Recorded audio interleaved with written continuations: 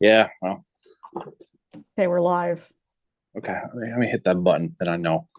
Then I'll know and I'll get ready. I'll be ready for you. I'll be ready for you. So, anyway, that is cool. That is cool. That is cool. Anyway, oh shit.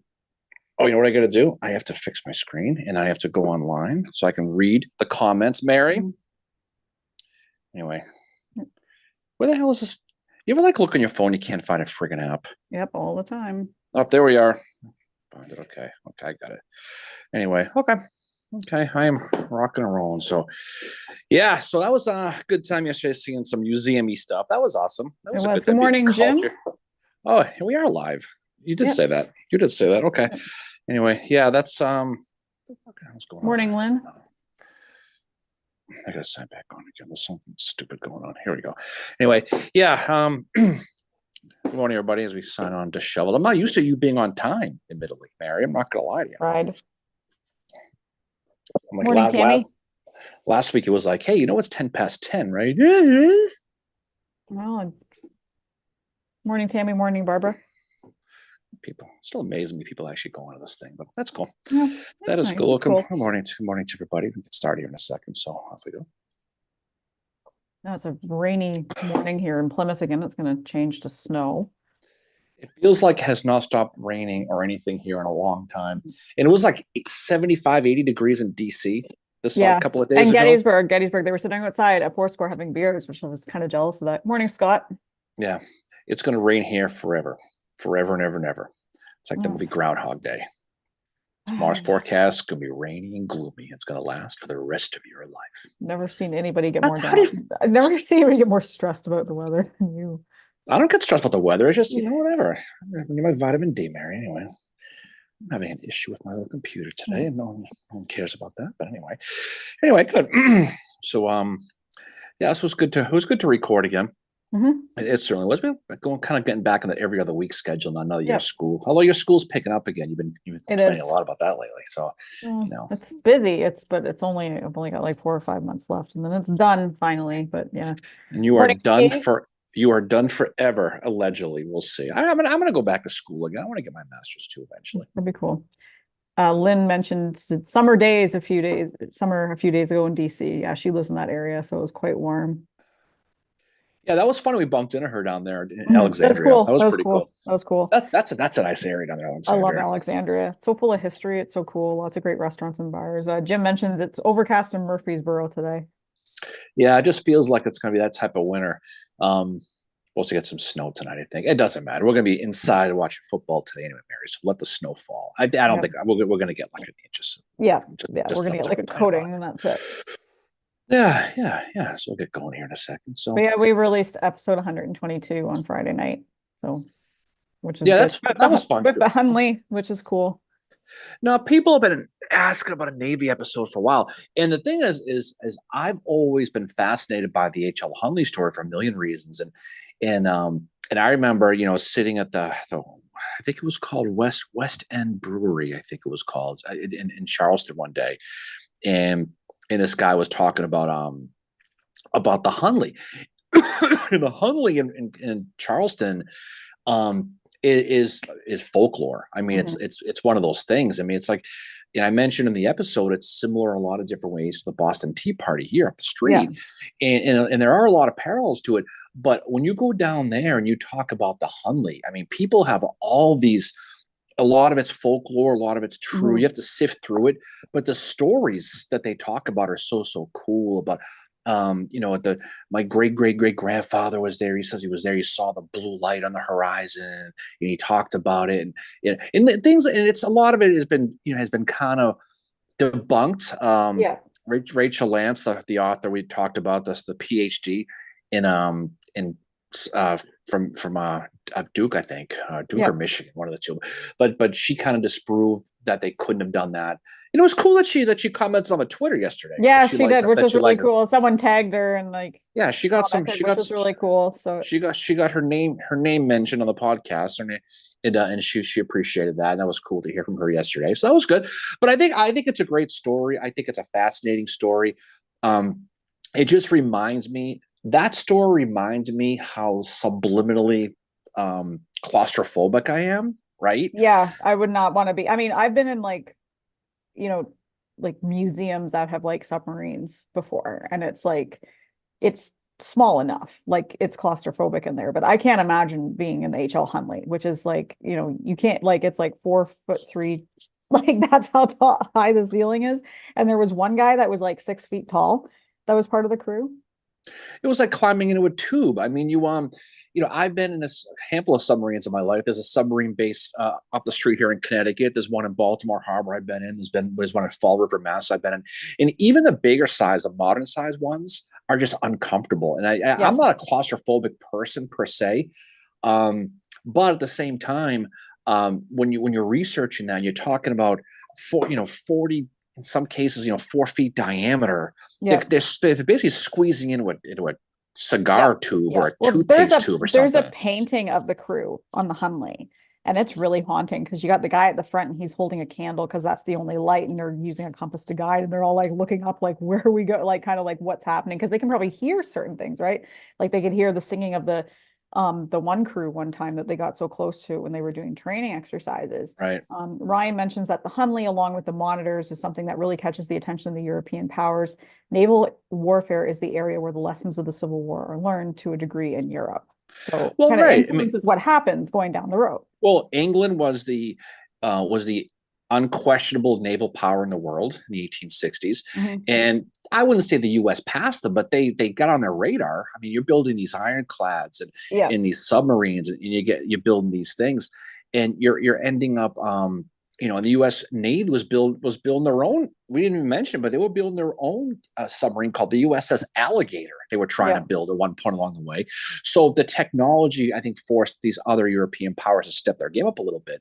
But he's right. I mean, absolutely. We had Alex Rose on talking about the blockade runners out of England. He talked about how the technology was and how fast it was moving. I mean, the United States at the end of the Civil War had a strong navy and a fantastic railroad system, primarily because of the war. It Mhm. really expedited that evolution really, really quickly. So it's great. It's great to talk about it, but it definitely captures the imagination. I mean, Oh, it just does. imagine, Yeah. It's you such know, a fascinating story. And I think the fact it was missing for so many years just kind of added to that. And I had no idea. Like one of my favorite authors is Clive Cussler. I had no idea he was involved in finding it or was the one that found it. But then again, I'm not shocked. Like the guy is like a best-selling author many times over, and mhm. he's like his books are so much fun to read. Like they're not like the greatest things ever written. They're like a check your brain at the door kind of book, but Mhm. like Raise the Titanic is really good. Sahara, Atlantis Found. There's some other ones too that are just, and they're like these adventure novels with this, like the lead character is Dirk Pitt. And Clive actually named his son Dirk as well.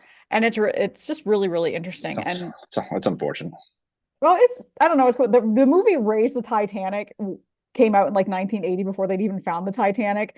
And it's considered one of the worst movies ever made, but I loved it. It's so entertaining. And it's just like, just check your brain at the door. Well, Don't I like, mean, yeah, I know, I get that, but I think going into, can you imagine you're dropped in early 1863, 64, somewhere like that, and you're on the Housatonic, and you're sitting there waiting, and you see this porpoise coming up, and you think it's a porpoise, and all of a sudden you look and you realize that it's a boat, yeah. and you're like, you got to be friggin' kidding. It just goes to show how every single day you never knew what was going to come next, and in the 160 people on that boat who suddenly within 5 minutes went from sitting around smoking cigars and having a good time Yeah. to either Oh drowning shit. or hanging on to one of the masts before you sink in a 5 minute period because of this boat that they never knew existed.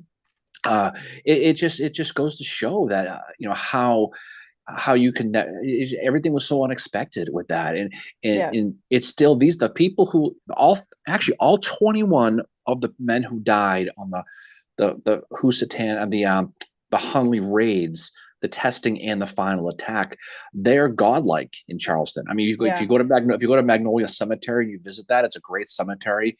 They back in April of 2004, they had a big funeral ceremony for them. They were buried with military honors. They are gods on earth, and I mentioned in the episode the reenactment they do with the the blue light on the in February 17th every year. It's just one of those parochial things that I Mhm. think most mainstream Civil War people uh, have heard about, but don't really get into the weeds. You think of Charleston, you obviously think of Fort Sumter, and you might Yeah. think of a whole bunch of different things, but but the Hunley is something that that people they hold in that town to be their own, and Yeah, they're very well, I proud of. understand why. It's a very fascinating story. And then Ryan mentioned too, I've forgotten about this. There is a Gettysburg movie connection to the movie Race the Titanic. Lou Armstead is in the movie Race the Titanic. He plays Dirk Pitt. Yeah, So yeah, that's pretty cool. that's right. No, there's no question about that. Yeah. Um, Oh, real quick, it's the anniversary of George Sears Green's death today. Frank, yeah, Frank came on and told us died in that. So, 1899. He's yeah, now a permanent. 125 years ago today. He's a permanent resident of the state of of Rhode Island now, actually. And I always thought it was fascinating with him is that he had his gravestone as a portion of Culp's Hill, as a rock from Culp's Hill. Yeah. And that he always said that he never wanted to live in any other century except the 19th century. He was born in 1801 and died in 1899, so he pulled it off. So yeah, no, he's again, people obviously know who he is. Even the people who are dragged kicking and screaming from Little Round Top, because they have to go to Culp's Hill now. After who's that guy? Well, don't you know that you can't go to Gettysburg for the anniversaries because there's not enough content to create because the Round Tops are closed? That's true. You know what they probably need? They probably need a life coach. Probably. But that's not my business. Where are those baseball cards I wanted to open here? Anyway, so I digress for that fucking moron. But anyway, but in any case, you know. Yeah, Ryan also mentions that the British and French experts were saying the ironclads rendered both their navies redundant overnight. Numbers don't matter if you're up against ironclads and steamers. Well, I mean, think about it. It makes you appreciate old Ironsides over here, the Constitution in Charleston Harbor. I much appreciated is you needed boats now that were going to withstand. If you have one of these wooden schooners and you're going up against an ironclad, and you know the battle of the ironclads and all that stuff is really, really cool. But but people don't talk a lot about how technology overall really jumped with light speed in the Civil War. Well, it's one of the side effects of war. And I mean, it's kind of, I don't know, good, bad thing that technology does jump. Like by the end of the Civil War, you have like prototypes for machine guns. I think it was Abraham Lincoln who got to try one out at the White House because like they would bring shit over for him to like try out, you know, all the time. The thing about it, for an early machine gun. But that happened before the Civil War, though, because you're still fighting with old Napoleonic style against modern for the time weapons. I mean, the mini ball and the rifle musket changed everything. It really, really did, because it just back then it was all about massing men to massing your power. But if you have an accurate mini ball and you can shoot a few hundred yards away with accuracy, it's shooting fish in a barrel, and that's why you saw the file closers and shoulder to shoulder style fighting turn into guerrilla warfare and hiding between trees and rocks by the end, because of how the technology. The Gatling gun was invented in the Civil War. I mean, it was used, you know. Yeah, but it's amazing how quick, you know, we're watching that show Masters of Air on Apple TV, which is actually really good. I know you're not into. I know you're not into the World War II, but I mean, I had a great uncle who was on a squadron like that. I appreciate it. So that's why I wanted to watch it. You know, my grandfather fought in World War II, and I think it's fascinating show. I'm just not into the World War II. I never have been, and I think it's fabulous. I mean, obviously this, you know, there's a lot of cool movies about it, and there's a lot of great history to it. But I don't know. I always gravitated to the Civil War. And I have to. We're enjoying it. It will definitely keep watching it. I just if this thing was a series about the Civil War, you kidding me? I'm gonna be hosed down after this freaking thing. Same. And that's what I was saying to you. Why couldn't Steven Spielberg and Tom Hanks have gotten into the Civil War the same way they got into World War II? So, like that was the thing. Like Tom Hanks and Steven Spielberg, they made Saving Private Ryan together. And, after that, it was like all like you'd Band of Brothers, you'd The Pacific, which I haven't seen before, but I've seen Band of Brothers. There are people who think that Saving Private Ryan, one of the inspirations for Spielberg was the Taylor brothers at Gettysburg. Yep. You know, so I think he definitely, I think he appreciates all history, but I think I would love to see. But the problem is that the Civil War is still, you know how it is with today's modern day shit going on with everything. But I think I think they would do it right. I think they would. Oh yeah. Yeah. But I mean, but it's like Top Gun on a bigger planes. This thing is for me. I'm not a big Top Gun guy. I mean, I don't know. I just, like I said, I had a great uncle who was on a bomb squadron for the Canadian Air Force, and he flew like bombing missions over Berlin and over Germany and stuff. And he said it was a terrible job, but it was something that had to be done. He wrote a book about it, of his experiences that he had like independently published. And he talked to my dad a lot about it. So a lot of the stories I have are from my dad telling me. But that's why it's kind of like, I'm getting a glimpse into what he did, kind of thing, which is cool. And Yeah, no, it's very well done. It's very well written. But I mean, well, check it out. I mean, definitely check it out. It's anything history is cool because you'd always find parallels to different aspects. But Yeah. I think it's neat. Some of the bombing scenes are pretty cool. Oh yeah, the special effects in it are great. But I mean, so the guys that are playing, the people, and it's based on a book by Donald L. Miller, who wrote a really awesome book about Vicksburg a few years ago. There's just a 1 volume on Vicksburg, and he's a really, really great history writer. Jim says regarding Saving Private Ryan, 19th century fraudster Lydia Bixby. Yeah, I mean, you watch these movies, you take them for what they are. There's a lot of really good movies out there as far as military history and things like that. Some are more accurate than others, but you take it for it. It's got that. I know the D-Day scene is pretty brutal at the beginning, and some people say it's a little bit overdone, but I think it's maybe the best 5 minutes to start any movie. As far as if you're into just right off the bat, boom, hit you right in the mouth. Yeah. I mean, it is well done. I know you like Tom Hanks. I think Tom Hanks is okay. I like him.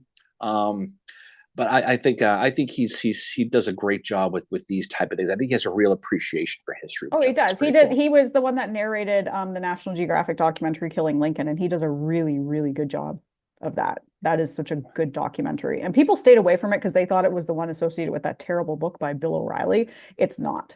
He has nothing to do with it at all. He's like an executive producer, but that's only because I think they took the title. But it's such an accurate. Kind of like anybody just getting into the Lincoln assassination, it's the documentary I recommend they watch. It does leave a lot out, but at the same time, like what it has in there, it's pretty accurate. And it's really good.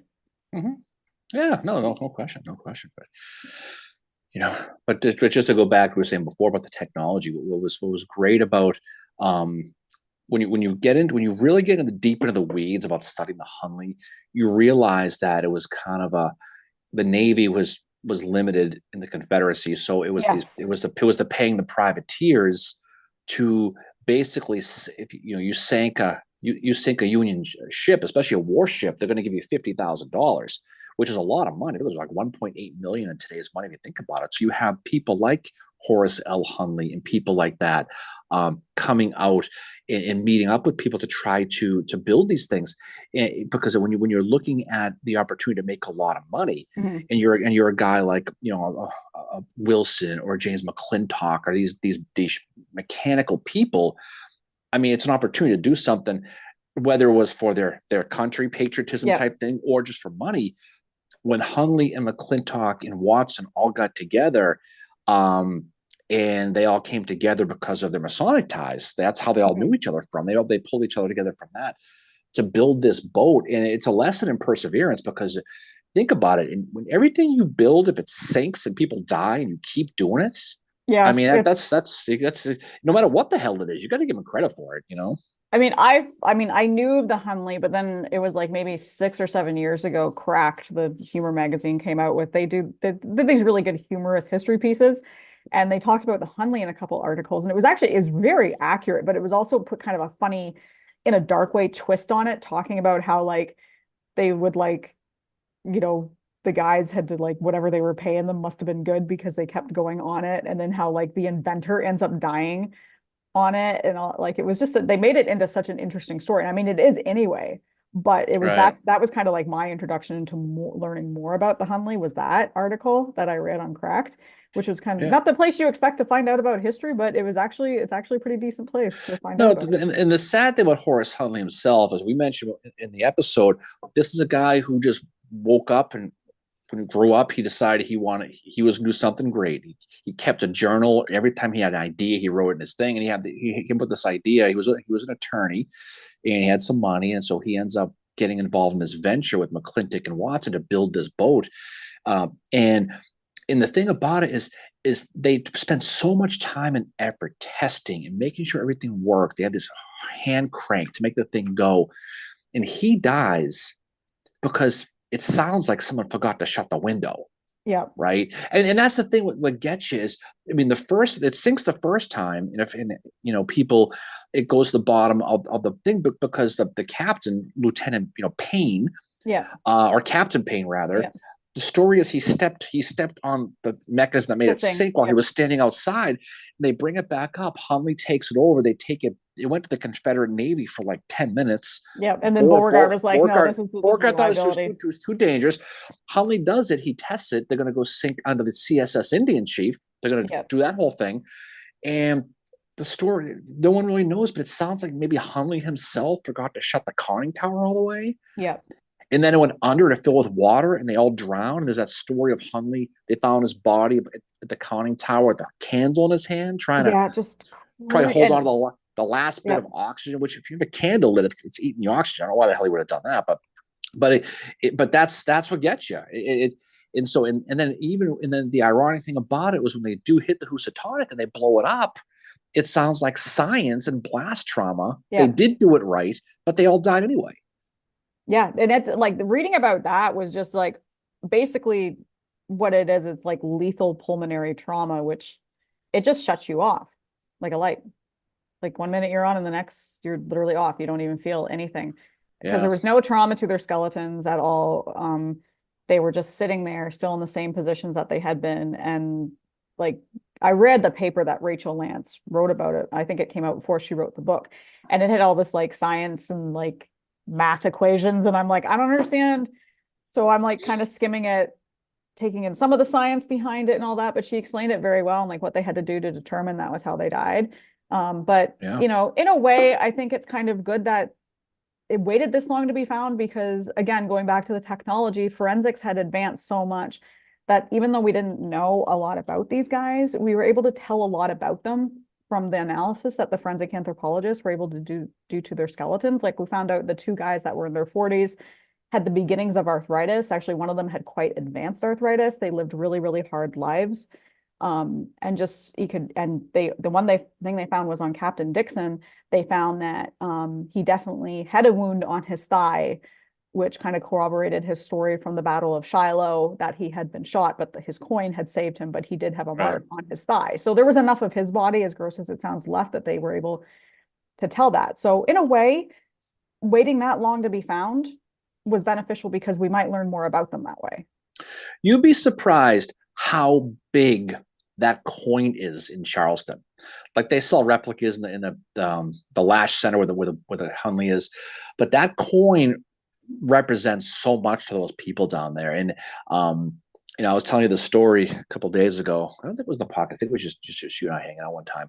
Well, I was down there probably about 10 or so years ago. I was with a friend of mine with his son, and we went to go see the Hundley, and we went to the visitor center, and if you go to the Lash Center in North Charleston, you can see the coin. So the story, if you haven't heard the episode, you know the story. Dixon had a coin that his girlfriend, whose name was Queenie, gave him, and he kept it in his pocket. And at the Battle of Shiloh, he got shot in the leg, and it hit the coin, deflected off. It wounded him bad enough where he had to go to rehab, but the coin saved his leg, probably saved his life. Yeah. But he kept the coin for the rest of his life as a lucky charm. He had "My Life Preserver" stenciled onto it. That's what he had. And he always carried his coin. So when he died, and he was the commander of the Hundley when it sank the Housatonic, when they found his body in 2000, when they got the boat up and they dug everybody out, they found the coin next to his body, so they knew it was Dixon.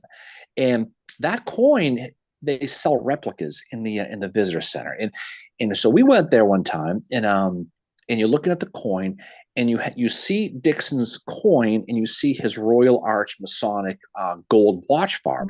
They keep it in like a water tank. You have to look at it. It's in water, and I remember. People. I was looking at it, and he was telling his son, this whole story of the coin. And if you're from Charleston, the coin is a Yeah. big deal, right? And so he went in the visitor center, or he went in the gift shop and he bought a replica.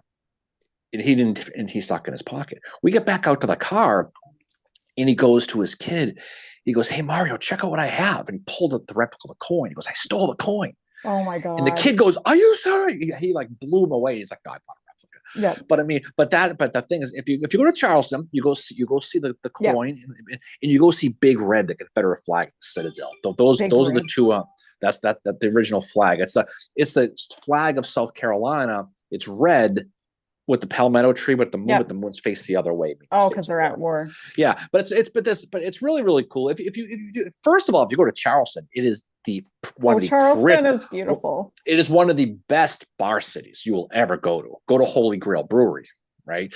But besides King Street and all that stuff in Fort Sumter, is you go to that Lash Museum and you see the Hundley, because it's, first of all, you'll see it and you're gonna go, nope, I ain't getting that. I would never in a million years. When you think about the people, some of these dudes who got on that boat, how big they were, they would have to climb in, lunge in, and then turn this hand crank almost in.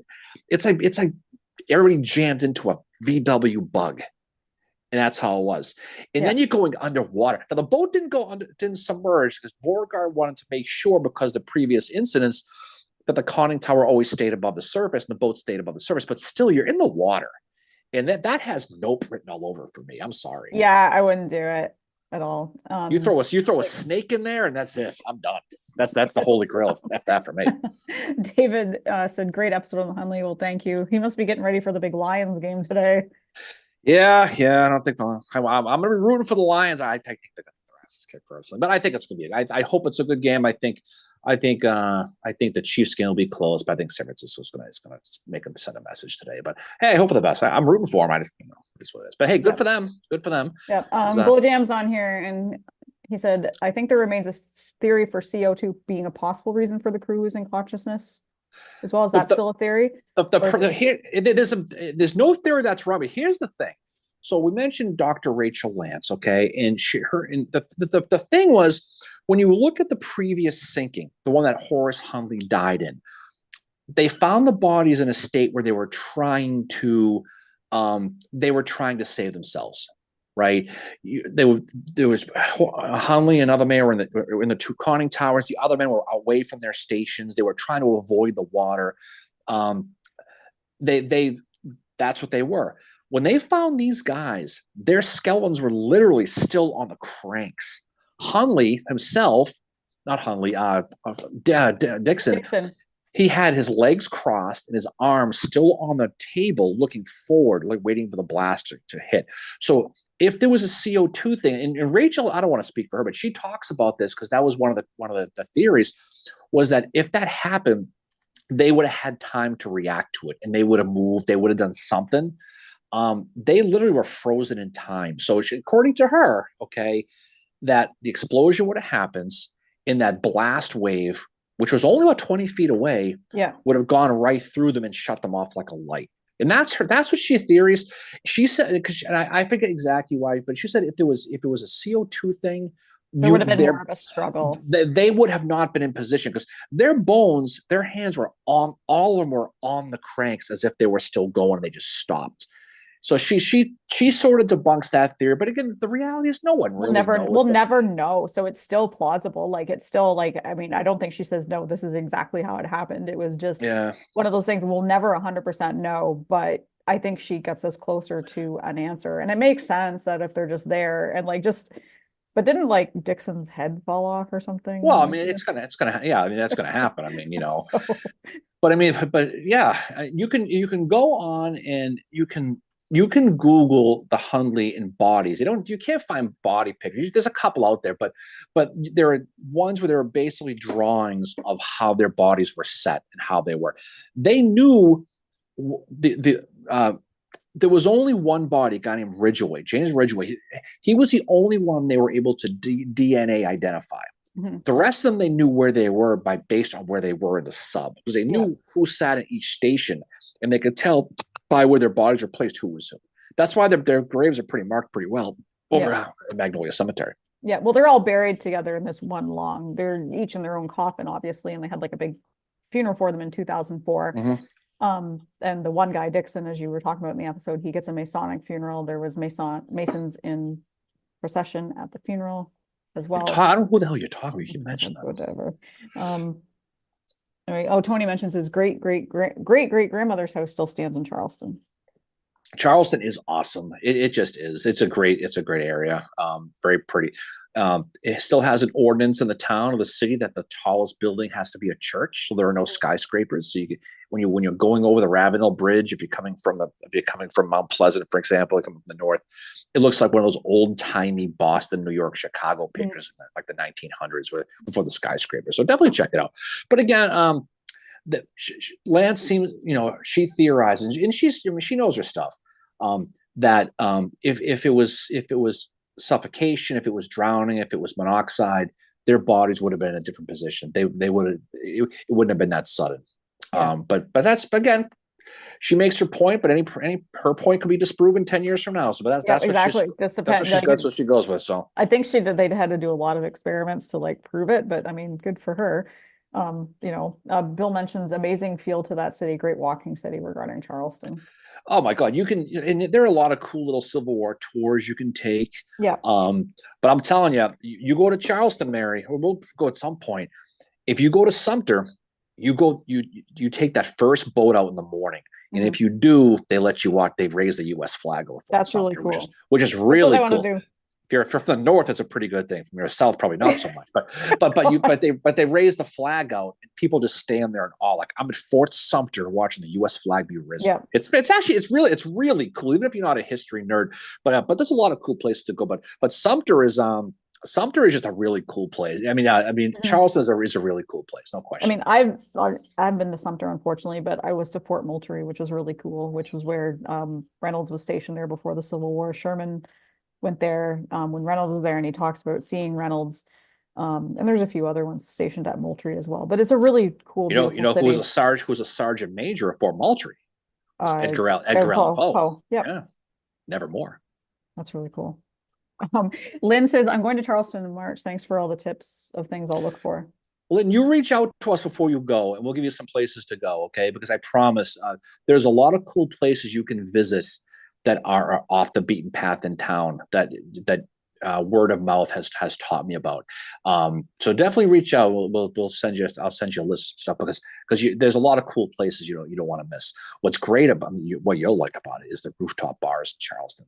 That's cool. Oh my God. Yeah, I love Charleston. Is one of my favorite cities, and it's definitely go if you've never been, and then you can take that quick little hour ride down to Savannah. Go see Georgia. That's pretty too. But if you go there, definitely go to the Hunley. Definitely go to the Hunley. Yeah. It's only open on the weekends, but it's worth it. It really is. Mm-hmm. Yeah, the museum website is really cool too. Their tagline is like, "Find out what it was like to be the crew," and I'm like, no, I don't want to know what it was like to be the crew of the Hunley. Yeah, they have something to the effect of, "Find out what it was like to be the crew." No. Yeah, well, I mean, they keep it in this big tank. It looks like a big fish tank, and it's in water. Yeah, and you look down, but it's made from all recycled materials. It was made from a big boiler from a ship. Can you imagine the nuts you have to get on this friggin' boat? I'm sorry, and I'd heard of the Hunley years ago. When I first saw it, looked at it, I'm like, you got to be kidding me. Especially when these guys weren't Navy guys. These are private dudes. Yeah, two of them were artillery guys from the German artillery.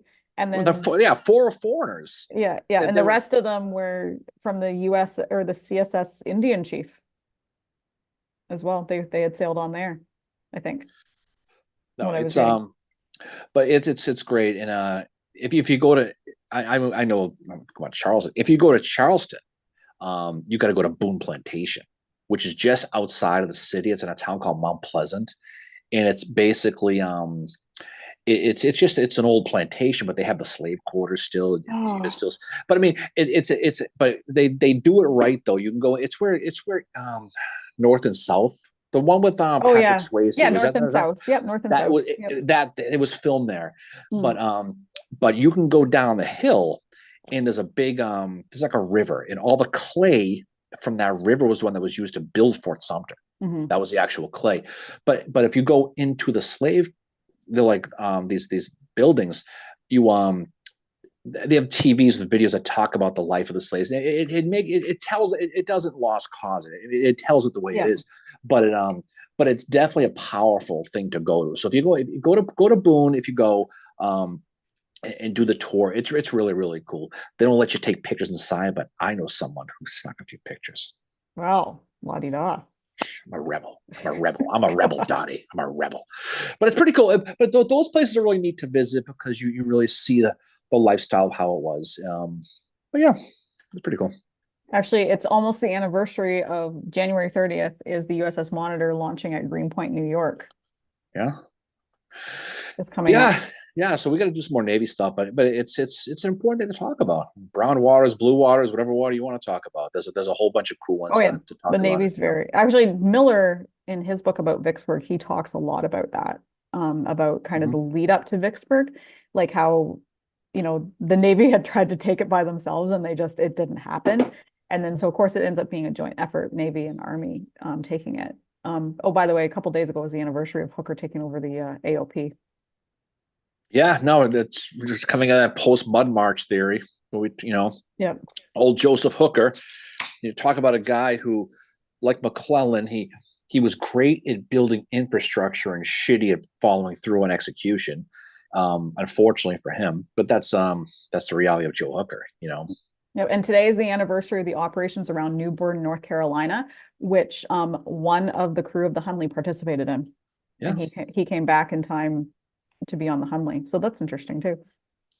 No, there's a lot. I mean, there's all these little skirmishes and there's all these little things that go on that pop up, and it's great because as you study them, there's a lot of trials and errors that these officers try to use for bigger things. New Bern's a good one. The North Carolina thing's a good one. You talk about we talk about D.H. Hill, who was in charge of North Carolina defenses there, in his pissing match with Robert E. Lee heading the Gettysburg campaign about a lot of these generals, and it's fun how they all kind of work into each other. They really really do. Oh yeah. And as you get to know some of these people, as you read about them, you kind of get a little insight into their personalities, right? Oh yeah, and then you can kind of see how some of these decisions some of them make sense. If you look at like a Pleasanton, for example, speaking of the Gettysburg campaign, you look at his reaction to Brandy Station, especially his reaction to Aldie, right? Yeah. And how it affected him later on. When you get to Gettysburg and you talk about Brinkerhoff Ridge and you talk about the Low Dutch Road and all that stuff with Gettysburg, it all makes sense because of previous experiences and how he experienced the earlier stuff, and more importantly, how he tried to cover his ass and embellish it to Lincoln and those guys in Stanton. Pleasanton, he's a fascinating dude if you study him. He's got such a punchable face, though. Pleasanton might be pound for pound the most incompetent Union general. I don't know. William Stewart Smith was not a general. No, but when you look at it, because he was the dude who lied in his resume and bullshitted his way all the way through, and then eventually it blew up in his face and got caught. He replaces George Stoneman. When you replace Stoneman and you're the better of the two, that says a lot, right? But you can look when people study Gettysburg, they tend to look at Knoxville Ridge and they tend to stop at Pickett's Charge, that little window in between. But when you look at everything that went from June 3rd up, and you look at the cavalry stuff with Pleasanton, it's a fascinating study when you read his stuff. It just is, and not enough people study it, but it's just pretty funny. But definitely got a punchable face. Oh yeah, there definitely is. But you learn of guys like Alfred Napoleon Dufay and people we talked about last time. These dudes along the way on both sides who. It's actually amazing any of these people ever got anywhere in life and fought successfully, because the Civil War is a comedy of errors on whoever made the least mistakes lucked their way into victory in a lot of these battles. Yeah, and the ones that kind of like Sherman made mistakes at where was it, Holly Springs? No, that was Grant. That was Grant. Grant. Chickasaw Bayou. Chickasaw Bayou. Sherman makes a ton of mistakes, but he learns from it. Same way Howard makes mistakes at Chancellorsville. He learns from it. They get better, but some of them don't learn from their mistakes. Like you look at someone like SD Lee, like Stephen D. Lee, who I had someone like this was a few months ago trying to tell me that SD Lee should have been like he was one of the most underrated commanders in the Civil War. And I'm like, what are you reading SD Lee's own stuff? Like, I've never heard anybody say SD Lee was really underrated and got a shitty, like he has a shitty reputation. Oh, was it that it was all about a lot for a lot of these dudes was all about ego, was all about reputation. But like, remember when I told you about that? That someone said SD Lee should have been one of the ones leading the Confederate army at some point, and I was like, what? The one thing, that the SD Lee? the one thing that Jackson dying at Chancellorsville over there at Guinea Station, what it did rob the world of is any potential post-war memoirs that he would have written. I would have loved to seen how his memoirs would have been, because it would have been a fascinating read, because it would have given an insight into what he thought about himself. Was he going to be the type like a Joshua Lawrence Chamberlain who kind of made himself look to be a great thing, or was it going to be a little more on the Gordon side, which would be a little more realistic of what it was? And these are things I think about when I'm at home alone. The power goes out, Mary, Yeah. is how some of these early deaths would have affected how future readings about how we could have thought about them. Yeah. Right. And his would have been something. His would have been a fascinating one. Oh, I agree. Yeah, Jackson. If Jackson had written memoirs, I would have most certainly have read them. They would have been a fascinating read just to hear his perspective on things. And to the kind of the post-war, like how would he have been post-war? Like he seems like I don't know. It's tough. No, it's tough to say. I think he would have fallen in line like Lee would have. Yeah. I think our sons are, we need our sons today more than ever. That Yeah. quote that Lee said afterwards about Virginia. I think he would have fallen in line with that. I don't think he would have been. I don't think he would have been like John Mosby, or he would have been like Longstreet. Would he be throwing flowers everywhere U.S. Grant walked either? But I think he would have. I think he would have been more of the like a Gordon, where we need to do what we need to do to get home rule back in Virginia again. But we need to. But I think he would have been very much like Lee against the Confederate flag. I think he would have been, and against Confederate imagery. Because I think he would. I think what Stonewall would have been like would have been. And I'm giving this is where I give credit to Stonewall. I think he would have been the type where he would have said, "We did our best. We lost. We have to move on," like Longstreet did. But I don't think he would have been over the top Republican like Longstreet would have been. I think he would have been quiet about it, but I think he would have. He would have been like Jubal Early. Put it that way. No, I don't think so. No, Jubal Early was like. But again, this is just on the writings I've done from Thomas Jackson. I mean, who the hell knows? But I think I think he was the type of guy. He was a soldier, and I think he would have moved on from it, and he would have just. We did our best. Let's move on. That's how I think he would have been. But that's just my opinion. Yeah. Tony mentions, we've talked about this before, George Thomas's letters being burnt is another, like, to know what he would have thought. And he died early too. Like, I think it's 1869. He passes away 1870. To know what he would have thought, what he would have written, his thoughts on Grant. I mean, I'm sure he told his wife, because he told his wife, burn my shit, because I think he probably was like using her as his outlet for stuff. But there is and it's sad that we've lost that voice, because it gives somebody like Grant, which nothing against Grant, it gives him kind of the primary one that is narrating the history, where you don't have someone like Thomas that can step in and say like, oh, hey, whoa, it happened this way. Like there is this idea that, Grant and Lincoln had nothing against Thomas because, they did promote him. But he just didn't want his wife to see those Mary Chestnut nudie pictures he drew in his memoirs. Ew. What would Jackson have done not being able to court-martial people? Yeah, that was. He probably would have been like, what he would have been? He would have turned into a Massachusetts state cop. That's what he would have done. Probably. Writing tickets to anybody for no reason. He would have been a ball buster. You need to make that a meme. That's what he would have been. He would have been one of these overzealous guys. But who knows? I mean, that's the fascinating thing about the history, though, is there. And look, I realize people with the whole what if thing, but I mean, you can play that out and just kind of imagine based on if you're really studying people, you really know how well people are as far as psychologically what you think they are. You can kind of play it out to see how they would have been. Yeah. right? Same thing. You can play out how Jim Morrison's music would have played itself out. How Janis Joplin, Jimi Hendrix, Kurt Cobain, Yeah. their careers would have gone afterwards. No one really knows, but you can guess based on how they were, how they would have been. But again, it's a fascinating thing when you're looking at Phil Kearney, you're looking at Stonewall Jackson. You're looking at Felix Zollihoff. Yeah, I was just going to say Zollicoffer was one of the bigger losses too. You're looking at all these people, famous and non-famous, of how they would have been post-war, and why this country still has issues today, and how a lot of these people die, how a lot of these people would have helped facilitate Reconstruction. Yeah. Right. And that's the great one. That's the great unknown. It really is. Oh yeah, it is. And Tony says, God bless Ellen McClellan. He's why we have all those wonderful letters.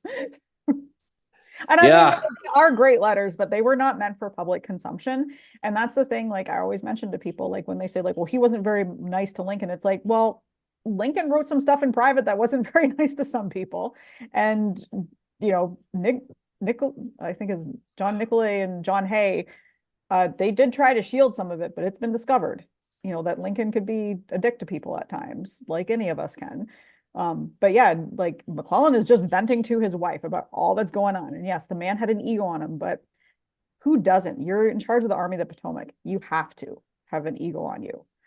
You have to. Well, you don't get to that level in the military, without an ego. That's why when people say, "Oh, if I went back in time, I'd love to go meet Howard. I'd love to go meet, Lee." No, you wouldn't, because so I was sitting around one day in Gettysburg drinking beers with a Ranger friend of mine. We had this conversation about who we'd like to drink beer with, and a general. And he's a Southern guy, so he's taking Southern people. But the thing about it is we couldn't come up with one, because you're going to drink with Lee? No. You're going to drink with Jackson? Not really. No. I mean, there's only so many people. I mean, we both kind of agreed Sickles would probably be the one, because of just what we know about his history. But these are rigid military alpha dog egomaniac guys across the board.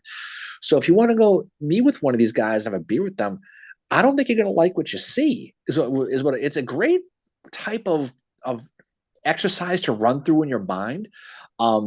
Because I'm not sure these people would have been as fun and friendly as maybe people kind of memes play them out to be. I think seeing them outside of the military, because like you get two different sides to some of these guys. Like in the military with his men, Meade is very like temperamental. His letters to his wife, completely different person. So there's like some of them had like military person, and some of them, and then there was this other side where they were completely different with their wives, which is, I mean, that's the norm. And I think Braxton Bragg was like that too. Like some of the, Bragg and his wife were very close. He was like completely different person with her than he was with anybody else. So that's an interesting part of it too. I mean, me personally, I would have liked to hang out with some of the wives, find out what they went through.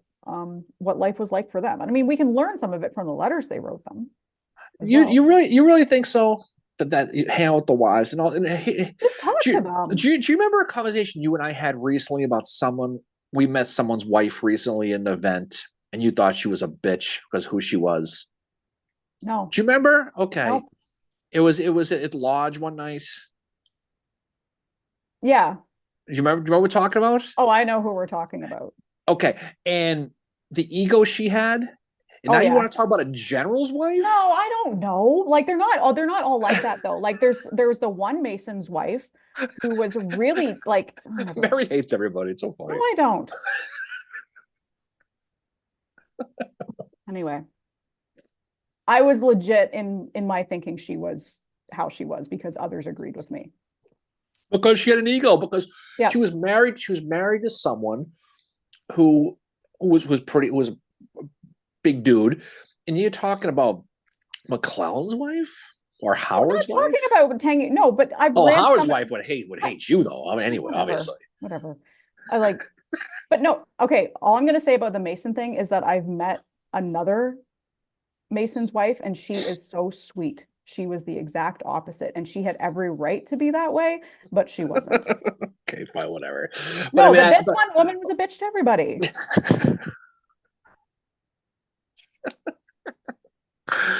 Whew. Anyway, but I think the No, I moral, think some of the, like, I mean, all I'm saying is I've read the letters, and to sit down and be able to talk with them and ask them what life was like for them. I, no, I, I think it'd be fascinating, but I you're think right. some of them have to be pretty even keeled to kind of, because they're like their husband's rock. Like it's clear that Margaret Mead was helping helping General Meade get through the war. Oh, well, we talked a lot about Gordon's wife. We talked a lot about specifically initially talking about Hiram Granberry's wife, how they would have followed them around, and how supportive they were. I just think when you get to a certain level, when you're talking about, I mean, everybody knows Julia Dent was a, you know, Oh yeah, no, Julia Dent's not somebody I would have wanted to meet. She was as bad as Mary Lincoln in many respects. right, Just for wanting the White House. But I'm talking about like to sit down and talk to some of these women about what life was like for them, like, how they basically have to support their husbands from hundreds of miles away. And I'm sure some of them did a better job at it than others, but like, it I don't know, it just interesting. Like, yes, do I still some of them might have been bitches, but I mean, you know, Well, I think what I'm trying to say is I think a lot of them feel kind of, empowered. They feel like they're almost royalty, American royalty, right? mm. Um, but that, again, I guess But it you depends on the meet people that personalities of are the in generals, power though. and they are the nicest people. They treat everyone equally, no matter who you are. And I think, No, I and suppose, I suppose, I think Sherman was that way after the war. I Mhm. mean, he went to all those reunions, and his men that were, especially the ones on the March to the Sea, knew that they could come to him and ask for money, and he would give it to them no matter who they were. So yes, Sherman had an ego on him, but I think he treated his men really well. Yeah. I mean, and you have some of these people who really use their wives as confidants. The one I think about a lot is Jefferson Davis's wife Verena, because she was someone who, he. I, I think he talked a lot. And I don't remember reading anything about her specifically about being difficult like Julia Dent was, but I think there are some who looked at their partners almost as sounding boards. I mean, McClellan certainly did, Mhm. right?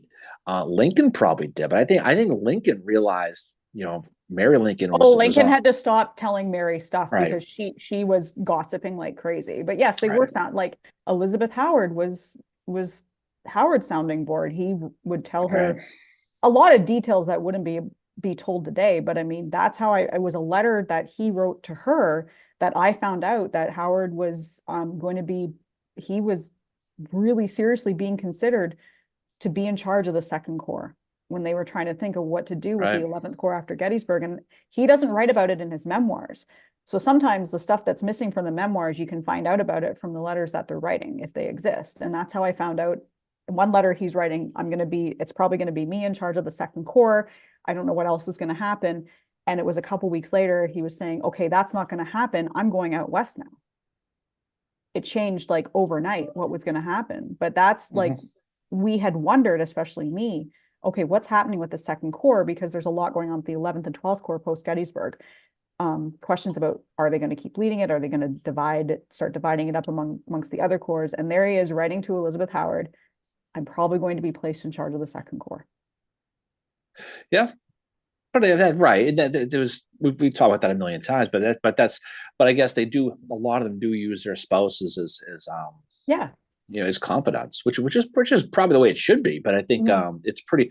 It's hard to imagine a modern day general, a Schwarzkopf or a Petraeus telling, writing Well, into his wife. But who the hell knows? But I think but it's a fascinating part of American history is when you look back at some of these relationships. You yeah, know, Bill makes a good point. These guys in power, presidents, generals couldn't vent to their underlings.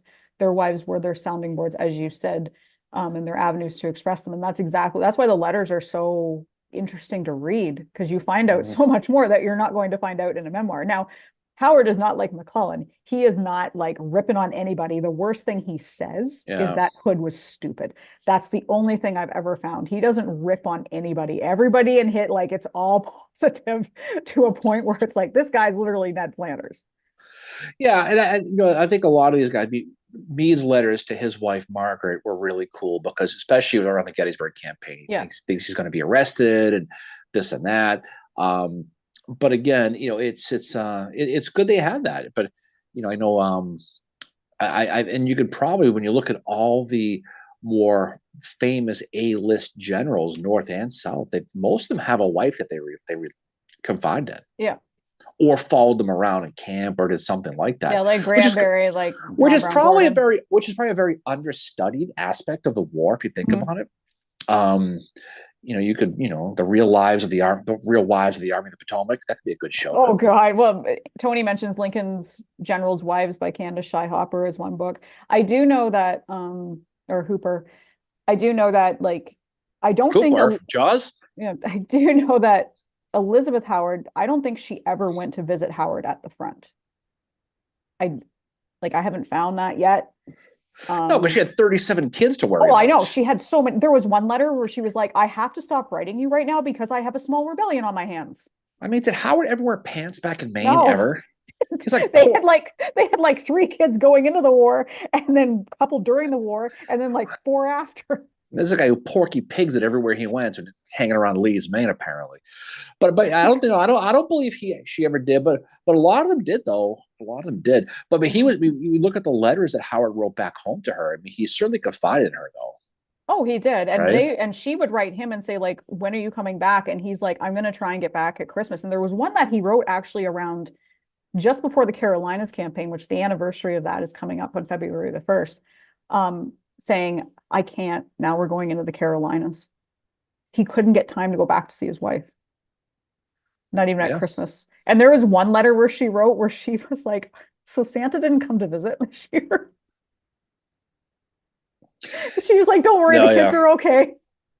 Oh yeah, well, I mean that's the thing is, honestly, you have as many kids. We joke about Howard, you have as many kids possible because you couldn't count them all surviving. I mean, it was like raising chickens or something like that. Yeah. You have 10 chicks hoping that 8 survive. It's sad compared to nowadays, but but that's the reality of it. But they definitely, the one constant you see with a lot of these guys, as hard, rigid generals as they are, they had a soft spot for their spouses, and it was, I think it was definitely a release for them to deal with all the stuff they dealt with on a day-to-day basis, right?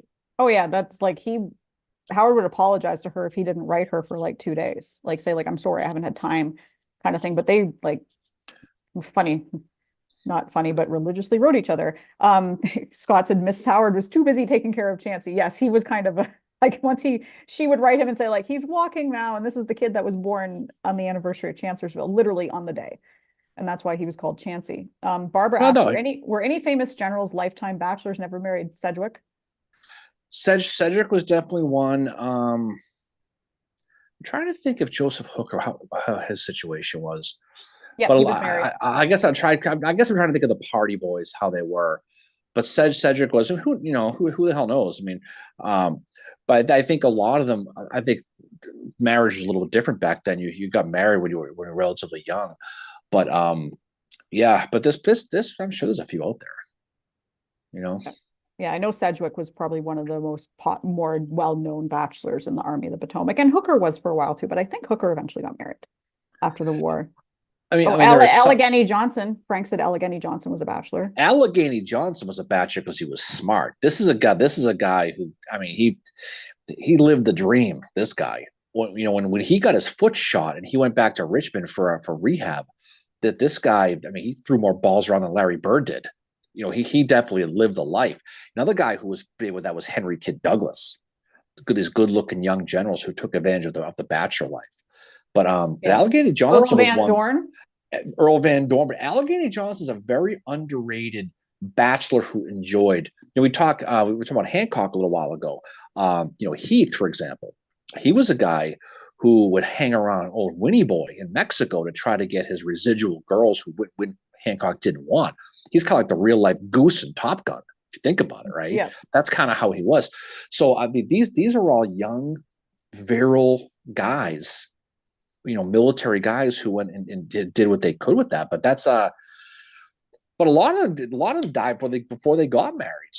McPherson right? was one of them. Scott asked, Scott said, not nice that officers got to go on leave. Mere grunts never could, which is true. I think they started giving more time, more passes. near the end of the war where they could just leave camp for a little bit, but they couldn't actually go home, unfortunately. But McPherson Right. was one of the ones, more famous ones, that Sherman denied leave. Right. And he said, I want to go get married. And then because he denied him the leave, McPherson ends up dying in the Battle of Atlanta. And Sherman regretted that for the rest of his life. Patrick Cleburne was another one that got denied leave to go marry Sue Tarleton, but Yeah. denied him leave. Yeah. And so there's guys like that. Um, and then there are the people, there are certain people who probably shouldn't have gotten married. Guys like Sickles, for example, guys like William Hardy, probably. I mean, just Oh, guys William who, Hardy and that woman were married for the rest of their lives, yeah, I think. but he was. I guess maybe she made a man of him and settled him down. But he was a guy who, He'd been going married into before and she died. right, and so he was a guy who very much like to enjoy the party boy life, which is nothing wrong with that. I mean, every day you could die tomorrow, whether it be you could be hit by an artillery shell, you could drop dead from disease. Yeah. Look at David Ireland, healthy as Hmm. a horse and drops dead, gets sick and dies.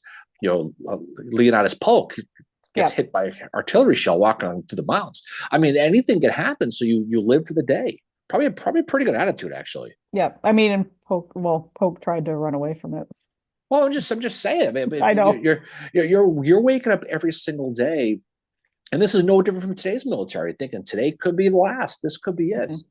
So you try to you work hard, play hard, right? Yeah. Yeah. And like Scott said, Claiborne did get leave at one point. Yeah. Yeah, he did. He did get leave to go back and see Sue. But then when he wanted to marry her, Hood was like, no, we're going to start campaigning again. And that turned out to be the Yeah. infamous March to Franklin. Mm-hmm.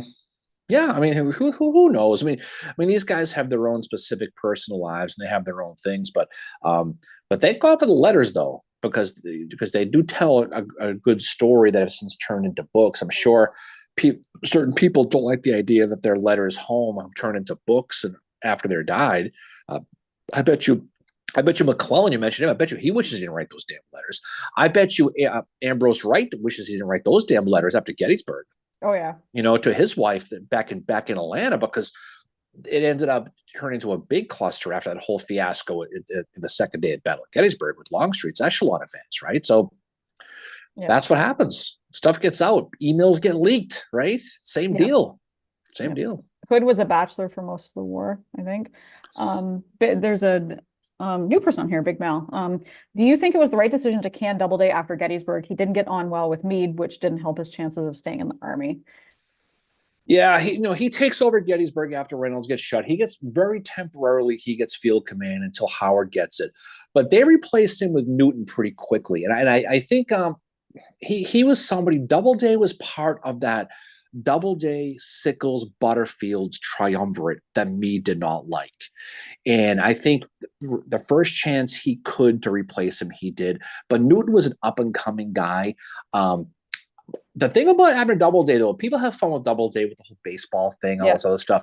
He had a very good day on July 1st, 1863, because he takes over. Reynolds gets killed, and he doesn't really understand the situation. Doesn't know where all of his guys are. He's got the First Corps coming in, 24th Michigan, with the Indiana guy, all that.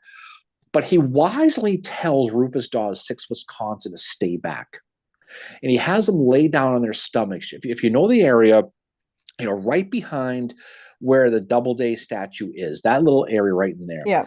He has him lay down these 6 Wisconsin guys on their bellies in reserve and not go into Herbst's woods, which Reynolds probably would have. And for that reason, they're able to use those 6 Wisconsin guys to turn and go north and hit that railroad cut where they would have been flanked otherwise. So Doubleday, as much as people like to have fun with him, had a really good day at Gettysburg. He doesn't get credit for it, but his star was going to fly that day only. And it's funny how the Gettysburg National Military Park gives him a headquarters marker, Yeah. which is right at the corner there, where the red light is, because he didn't have time to have headquarters. He was only in charge for a little while. But I always thought that he kind of got the bum deal with that. But he was going to get replaced pretty quickly because of that backroom politics. Me didn't like him, and that's Yeah. the reality, A lot of it comes back to this. It's very much like if you've seen the movie Mean Girls or any high school movie where there's drama with, usually, hate to say it, females. That's what it was like. Right. There was this constant competition to be the queen bee, so to speak. And you know, you have, for instance, when Grant goes east, so does Sheridan. And then you have Warren and Sheridan in the same area, which is the two biggest egos in the Union Army, probably in the same area. Hmm. And a lot of kind of non-military drama happens, which affects the military side of things as well, where you have Sheridan with a huge vendetta against Warren, and he ends up getting Warren fired, which I still will always say was very, very unfair. Yeah. Yeah. Because like Probably. you put it great with Sheridan, the way you say like he's like a lottery ticket. You lose 9 times, you win the 10th. You're like, I'm gonna buy more lottery tickets. You lose 9 more times, and then on the 20th ticket, you win. Well, or he's like that shitty boyfriend or girlfriend who dicks you over 8 times out of 10, but every time Yep. you're about to dump his ass, he buys you flowers or something nice, and you go, oh, and you stick around. That's what Yeah. Sheridan was. You know? Yeah. Yeah. Bill mentions whatever you were talking about. He said the probable harvest of death field. Oh, well, I disagree with that. You know, it's funny about that. God, this whole stupid thing again. So the harvest of death is that mysterious photo where you see the Union dead and you don't know where it's from, and it goes back and forth, and and this is where I've had that conversation with Edelman, and we disagree on this in Frazanito, right? They think that that's where it was. I think where the harvest death photo was taking place is just east of East Cemetery Hill. So if you go back where the Culp Farm is, right? And the reason why I say that is if that picture was taken a couple of days after the Battle of Gettysburg, the fact that these dead are wearing clothes and shoes specifically doesn't make any sense. They were behind Confederate lines, and one of the things that the Confederates didn't have was coats, shoes, Yeah. especially. They would have stolen the shoes. The fact they still have clothes on is why I think that's not the case. I'm What just I looking think, at it right now. I posted a okay, link to the okay. picture in the Well, chat. here's where I think it is. If you know the area, if you're standing on East Cemetery Hill and you're at the Howard statue, you're looking east, that big field. There's a stone wall out there. That's where the 33rd Mass and the 41st New York were. They were a skirmish line out there and they fell back. I think that's where it is. Because I think they would have been killed by Avery's North Carolinians out in that area before they fell back. And the reason why they still have their shoes and clothes on is because nobody was out there. They were still behind Union lines. They were kind of in the middle of nowhere. And so Mhm. I went out there one time and I was taking pictures, and you can line it up for the most part. If you're standing and you're looking northeast and you take a picture, the terrain matches almost exactly the same. I think that's where that picture was taken. And it's only because of how the condition of the bodies were. Um, and I think, and Troy Harmon agrees with me. That's what he thinks That's it is cool. too. I think that's where the picture was personally, but no one knows. It's one of those great mysteries. Yeah. I just think that if they were Union dead on July 1st in that area where Herbst Woods was, they would have been stripped of their clothes because it's just why wouldn't they have been, right? The fact they still had clothes on and especially shoes tends me to think that the Confederates didn't get out there, and the Union wasn't out there either. This would Mhm. have been probably the 33rd Mass guys extended to the east of that stone wall about halfway through. Um, and that's where I think it was. But that's my own opinion. But I who the hell posted it. knows? I posted a link in the chat for people to go look at the picture. It's from the Metropolitan Museum of Art. They have it there. But yeah, I do agree with you after being there and you explaining it. And then our friend Kevin also took this picture of the same area and he said he reversed the image and it looked just like it does in the picture. So if anybody who goes out there, what I'm talking about, if you're taking that, if you do it, you can't do it this time in the summertime. There's too many bugs, shit that's out there. But if you go this time of year, right, and you stand at the Howard statue, you walk down the hill, you cross the old brick house lane, right, and you go across, you keep going, you pass Menchie Spring, you keep walking east. After maybe 100 yards, you're going to get to a stone wall that was there at the time of the battle. This was a skirmish line of those two regiments, 41st New York, 33rd Massachusetts. If you climb that wall and you keep going, Mhm. that's where I think it was. Maybe 50 yards east of that stone wall. And if you stand there and you face northeast and you take a picture heading towards the town where the Culp Farm was, the terrain matches almost exactly. Mhm. And that seems, for me personally, and that's just my opinion, it seems to check off all the boxes. Yeah. Although Gary disagrees with me, but whatever. I But I, mean, that's the, like, I mean, but we're that's never that, gonna but that's know. no, We're never gonna know. but that's what I think. It's just because of the uniforms again. But that it's funny because we were just talking about this with somebody. Who the hell we talked about this recently with? When we were in Gettysburg, I think it was John Gentili. Maybe that's who it was. But again, it could have been over there in Herbst Woods, but Mhm. that's it's one of the places. But that's what I think. That's my opinion. And Yeah, Troy well, agrees with me too. So that's yeah, all. That's a well, Bill says that he's like, great point. He'd never heard of the East Cemetery Hillfield theory before. So, yeah. Go check out, walk out there and go check it out. And that's that could be the case. You never know. You know. and it said, oh, so another question from Big Mal, which we appreciate questions on here. Do you think it adds to Sherman's greatness that he was Big able to Mel. do you think it adds to Sherman's greatness that he was able to resurrect the careers of Army of the Potomac rejects like Howard, Slocum, and Kilpatrick? I think Sherman, it adds to the human side of him that he was able to, know what these guys had coming into it, their reputations, what they were. Like he writes a letter to Howard saying, I know what happened, but look, I don't care, and I know that you do, like I've heard other stuff about you that is good. And I'm willing, like he doesn't say give you a chance. He's basically like, I trust you, and the two of them became really, really good friends in the Western Theater. And I think same with Slocum, although Slocum doesn't meet Sherman right away because Right. Slocum was like saying, I am not serving under Joseph Hooker. And Slocum, because he was so high ranking, he basically was sent up to Vicksburg. And then once Hooker left, he was brought back down. And it was Slocum's guys that actually were the first ones into Atlanta. As for Kilpatrick, Sherman said, like, this is, I'm paraphrasing, this is the idiot I need to lead my cavalry on the march Yeah. to the sea. He's smart. He's just smart enough, but he's also reckless enough that he's going to do what I need him to do, but he's going to follow my orders. And I think that doesn't contribute to Sherman's greatness as because I don't think Sherman is the greatest general in the Civil War. I really like studying him. He's a fascinating individual. You've come around on him though. Well, yeah, because the more you study somebody, the more you see Well, stuff about that them. and that's why you got to keep studying these folks because I mean they're people you think a certain way, and then you're really into. I remember back in the day you were Sherman, you were a big Yeah, Sherman person, but then you kind of read more about it, and then you kind of realize, okay, maybe there's not as much yeah. to this as I thought, and that I means still like them. I that means still, that means you're studying at a higher level though, yeah, because you're able to kind of look at a guy who you kind of held at a high level, and then you kind of brought down through education. You learn, and it goes yeah. both ways. Now you've Oh gone yeah. this way with Howard, Well, Christ, yeah, but I mean, but Howard but was that somebody that was, but I mean, one of the things that got me thinking more about Sherman from a military perspective was how Howard viewed him, that he's, Howard does offer some commentary on how he feels about these guys militarily. And he said Grant and Thomas were by far the best ones in the Western Theater. And he said Sherman was really, really good, especially on paper. But he does say that when it got time to do the battle, it couldn't be executed.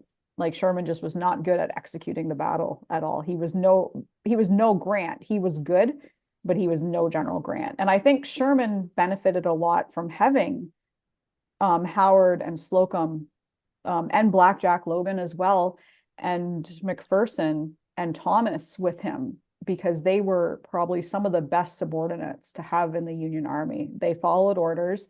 And I mean, Thomas questioned him, and rightly so, at Kennesaw Mountain, and said, "What the hell, dude? This is bad, right?" Like, didn't Thomas question him at Kennesaw? Didn't? He questioned everybody. I mean, he was a cautious type. He Yeah, was. No shame on Thomas. I mean, if you're on the Atlanta campaign and you're getting success against Joseph E. Johnson by Floyd Merriweathering him, bobbing and weaving, hitting his flanks, and now of all the freaking places, not Dallas, not New Hope Church, not any of these places, you're going to hit him at his strongest point at yeah, Kennesaw Mountain frontally. You're going to recklessly expose yourself frontally at that spot. Bad idea, jeans commercial, Mary, for me. yeah. It's true though. Yeah, but So that's the interesting thing is like Sherman had all these really awesome subordinates under him. And that doesn't like Sherman's an amazing general. like I said, he's great, but he's not Grant, he's not Thomas, and he's not Meade, but he's still a great general. And yes, because he took a like kind of he didn't take what these guys from the Eastern Theater. He wasn't like, yeah, you guys suck, so we're not going to give you anything to do. He's like, nope, you guys, these are guys that end up having very prominent roles on the March to the Sea. Yeah, I mean, people. There's a certain sector of people who think that Sherman wanted yes men on his march to the sea, He right? didn't, they weren't yes men. No, but I'm just saying that he didn't want someone who was going to question him, push him every step along the way. He wanted someone who was going to do what he wanted, but also somebody who wanted to do something that he wasn't going to be reckless and go berserk either. He wanted to kind of stick to the plan and do that. And certainly the guys he picked, especially Howard, certainly would. Sherman was willing to give them the autonomy that they needed without micromanage. He didn't micromanage. For instance, the Battle of Ezra Church is Howard's first battle in command of an army. He's in command of the Army of the Tennessee at this point. Yeah. And he's out there and he's being very careful how he's setting up his lines. He's protecting his flank because he recognized that the terrain he saw at Ezra Church was a lot like Chancellorsville. And he's like, fuck no, this is not happening to me again. And Sherman said, what are you doing? Why are you being so cautious? Oh, by the way, I don't think Hood's going to attack you today. And Howard basically tells him, like, great, but no, let me do my thing. And Sherman's like, you do you, pal. And he kind of rides away. And it's a good thing that Sherman gave him that autonomy because Howard's inkling that Hood, which turned out to be S.D. Lee, was going to attack, happened. Yeah. No, I mean, no, this is not an indictment or taking a shot at Sherman. I mean, it's as much as Meade and those guys had these fantastic generals. I mean, Sherman. He aligned himself with good folks around him too, and he made sure that he was somebody who could do what he kind of wanted. Attack, defend, maneuver, the big three, right? Yeah. But I think the thing that got Sherman was, when it was time to maneuver, he attacked. When it was time to attack, he maneuvered. Yeah. Right. And he knew the land very well. He had a photographic memory, as you always like to say. Yeah, he knew maps. He knew George like the back of his hand. But I think he got a little impetuous sometimes. I think Chickasaw Bayou bit him in the ass. Oh yeah. But I think the two things I cannot get my hands around with Sherman. Okay. It's one, attacking Kennesaw Mountain. Made no sense. Two, ignoring Andersonville when he went by there. I mean, yes, he sent George Stoneman's cavalry south to go check out, but he made no effort to liberate Andersonville. And I realized he had a plan. He had to get to Savannah. It would have slowed him down. But there comes a point when it's like, the NFL, ESPN, come on, man. I mean, how do you not break off a division and go free those guys? Yeah. But again, in real time, you don't know what the hell's going on in their mind. But I think it's a tough thing to kind of really take a step back and look. And I bet you, if he was alive today, or he had Miss Cleo in her Ouija board, I bet you he regretted that. I bet you he did. Oh, I think so too. And there's stuff that he leaves out of his memoirs, like. He doesn't really talk much about Ebenezer Creek, and that's another area where it's like, oh, okay, what, like, and he talked about it a lot to Stanton when we get to Savannah. Oh yeah, that's right, yeah, because he had to, he got his ass hauled before the principal for that one. Yeah, he had to. That was like we have a newbie here from Charleston, South Carolina, Judy. So welcome, Judy. Oh, hey, Judy. We just talked about Charleston. That's cool. A lot of time to watch. We did our episode on the Hunley, which I'm sure you've been over the Lash Center if you're a Civil War person very well. I love Charleston. Charleston's a great place to visit. So many places. Emptied a lot of cans over there on King Street, that town. Charleston, like I said a little while ago, maybe one of my absolute favorite places in the world. It's cool. Gorgeous. Cool. Mount Pleasant, that area is so cool. Mal's got another question. This one's about Schofield. He says, what are your thoughts on Schofield? He did some good things in the field, but his attacks on Thomas and the fact he recommended himself for the Medal of Honor have been a problem for me. Well, I mean, Schofield is like, he does great at Spring Hill with sneaking by the Schofield had one job. It was to get to Nashville, right? That was his job. Yeah. And he did it. He was able to stay ahead of Hood, the Army of Tennessee, was able to, his Spring Hill maneuver was brilliant. People talk a lot about about Hood screwing that up, but not enough people give credit to Schofield for No. getting through. And he was able to defend Franklin and able to get people across the river in time. Yeah. So yeah, I mean, he was like a lot of these guys. He promoted himself, but I mean, he was pretty good. He was. Yeah, You you know? know, he's good. I mean, I don't like how he treated Thomas at all. I mean, but then again, I don't like how anybody treated Thomas because I think it was really like just a lot of it near the end of the war comes from Grant having a personal vendetta Yeah, yeah. against him, which is unfair. But if you read on the Facebooks, on some of the pages, you will hear that that is not true, that Grant didn't have a vendetta against anybody.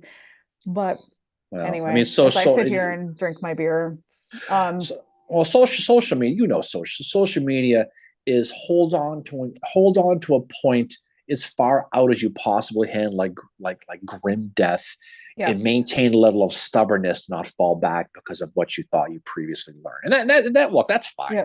That there's nothing wrong But with that. just because I say that Grant had a personal vendetta against Thomas and that it was nothing to do with the weather in Nashville, nor was it to do with apparently the newspapers were saying that Hood was like gonna take like basically crush the Union Army. Grant sent Blackjack to Nashville because he didn't trust Thomas and he wanted him out of there. But people will tell me, oh, but Thomas got like, you know, he finally got, you know, another star or like he got another rank. Well, Grant was missing two pieces of information. For one, the weather sucked. Two, Yep. how badly Hood got astroglided at Franklin. Okay, so he's thinking that he's got the full Army of Tennessee, full banana, getting ready to attack Nashville. Now you've got young troops, you got USCT troops, you got a lot of guys, inexperienced people there, and you have an opportunity to hit Hood. Why aren't you doing it? It's because the weather. Yeah. And he's getting impatient, and he has that. I mean, people, like you said a little while ago, people deny this, but he was not a big fan of the Virginian George Thomas. Nope. And part of him still thought that he was an embedded Confederate deep in the Union Army, which is hilarious. You freaking think about. But I think again, I think if Grant knew that there was no way that he was going to attack with the weather, and two, how bad Hood was attacked and beaten up at Franklin, I think he might have given him a little bit of a pass. He wouldn't have sent Blackjack over. But he was still pretty quick to do that. No, he did. But I think again, you fall into that trap of today's day of instant information. Yep. And they based on what they're hearing, Thomas is in Nashville. There's an opportunity here, right? Yep. And he's not doing it. So why? And then, oh, by the way, how, if Hood's entire Army of Tennessee is about to hit and you're not doing anything while they're still spread out, why don't you hit them? Right? Yeah.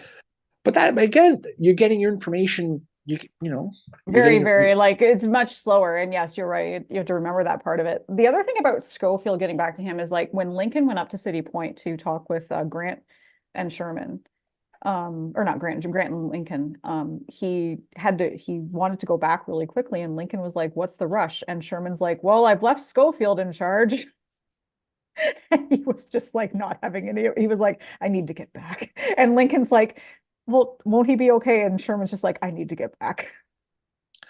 No, I mean, again, the whole Lincoln thing, I mean, there's so much with all these guys. Lincoln, his move was a passing fancy on a lot of these people. You saw with McClellan, you saw with Hooker, and a lot of it was based on some of the information. Now, Hooker, and McClellan, especially Hooker, did it to himself. Oh yes. Looking back at the early part of the Gettysburg campaign, and we talked about it a little bit when we did the BMI episode last time, right?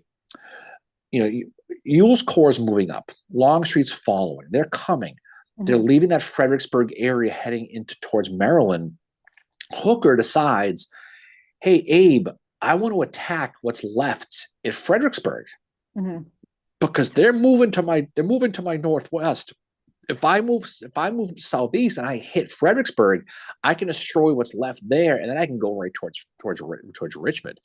Hooker still think it's capture the flag at that point. Mm-hmm. But Lincoln's like, no, I don't want you doing that, because if you do that and you get into a quagmire, giggity, right there at the river, you're going to end up with Lee potentially coming around your Savannah, and you're getting pincered now.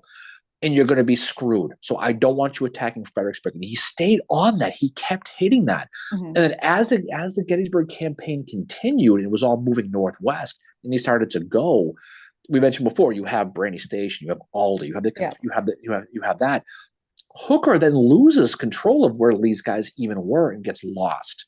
And then he goes back again for this Fredericksburg plan, which makes no sense because I think he wanted to show, unlike previous generals or Yeah. his own previous experience at Chancellorsville, that he could be offensive and he could attack.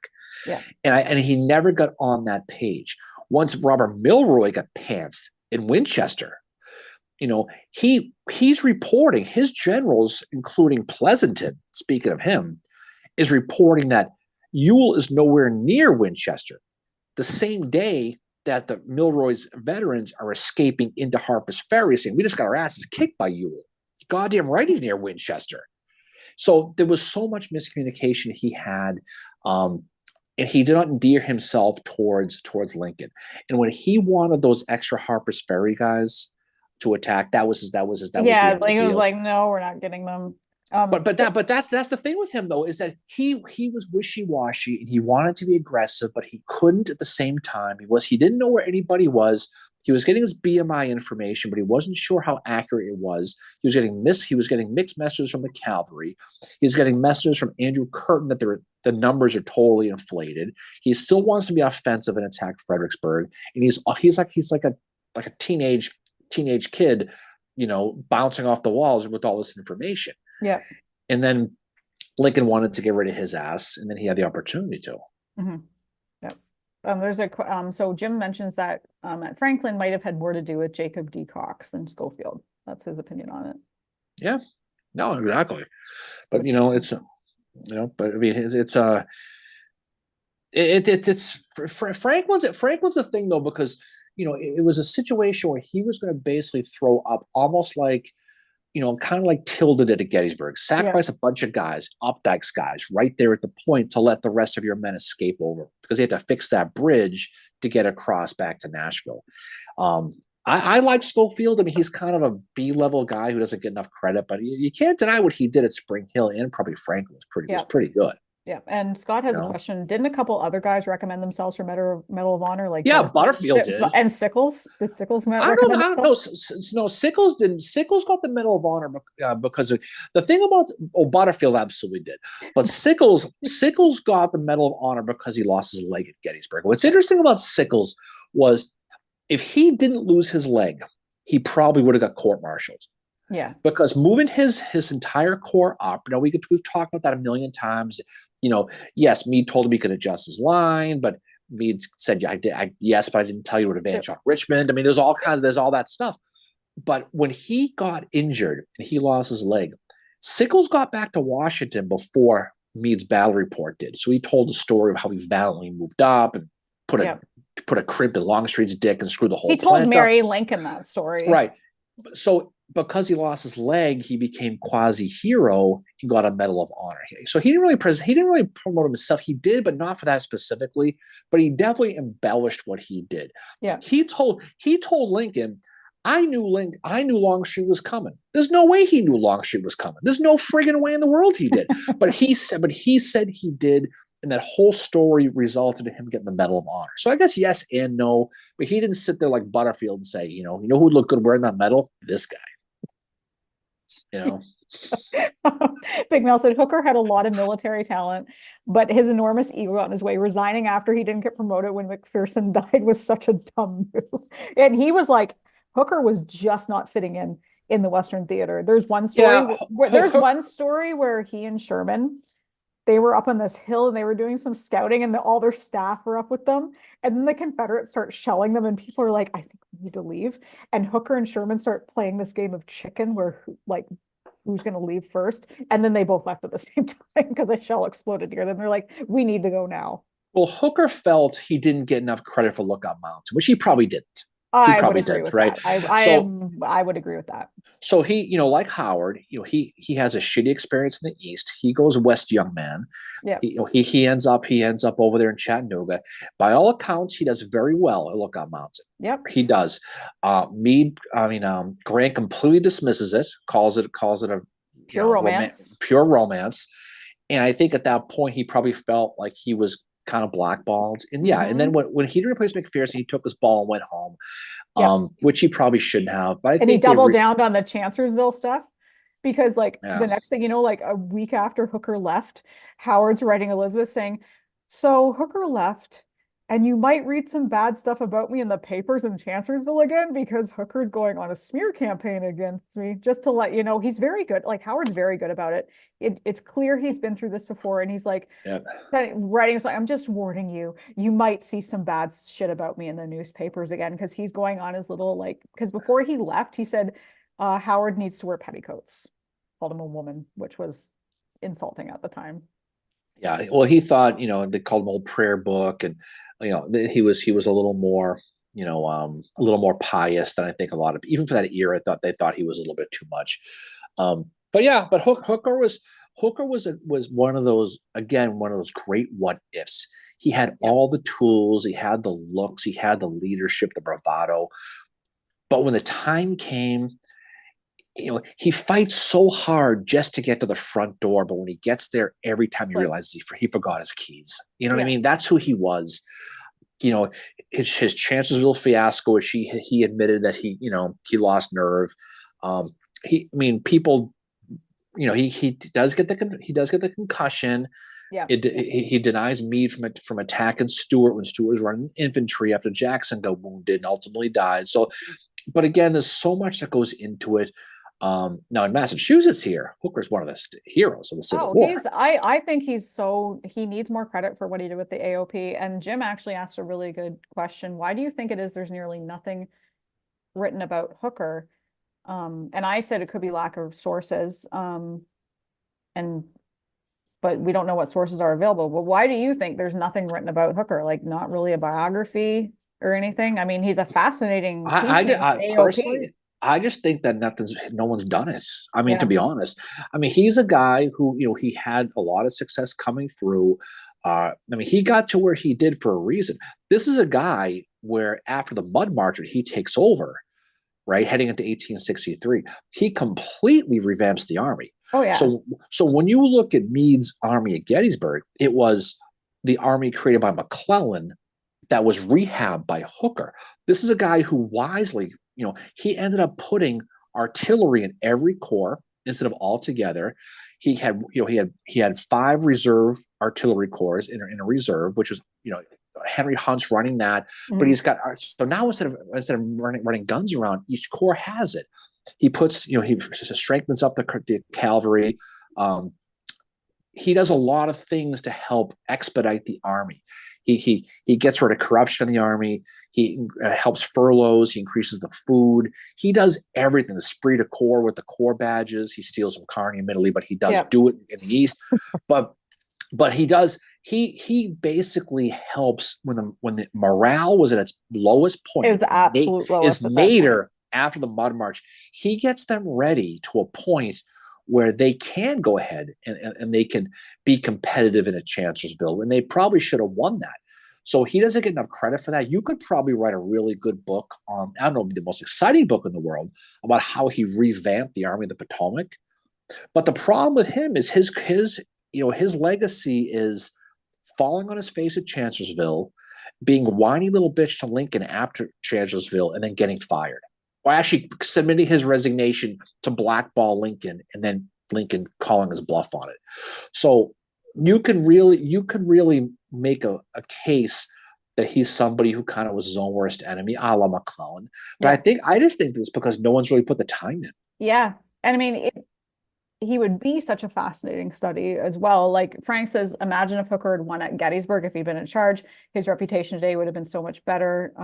It was his army that won the battle. Here's the thing with that. Okay, not for nothing. It would have been I dangerous. I think he loses Gettysburg if he's there, because the thing, and this is Yeah. my own armchair, my Monday morning quarterback thing.